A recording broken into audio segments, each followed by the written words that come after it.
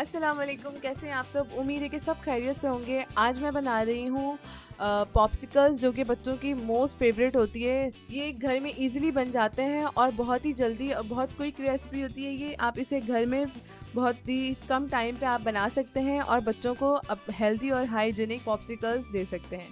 इस रेसिपी को स्टार्ट करने से पहले वीडियो को लाइक कर दें, चैनल को सब्सक्राइब कर दें और बेल आइकन पर क्लिक करें। ऑरेंज पॉप्सिकल बनाने के लिए मैंने लिया है यहाँ पे एक ऑरेंज टैंक का साशे और इसमें ज़रूरत होगी 1 ग्लास मिरिंडा।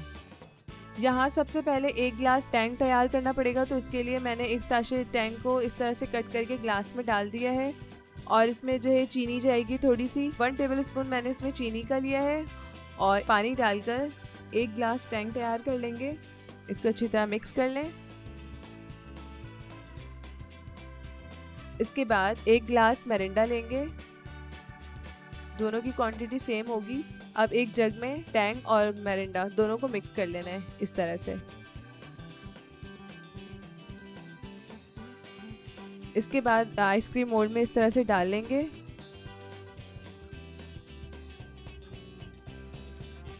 इसे फ्रीज कर लेंगे। इसको फ्रीज होने में तकरीबन 1 दिन तो लगते हैं।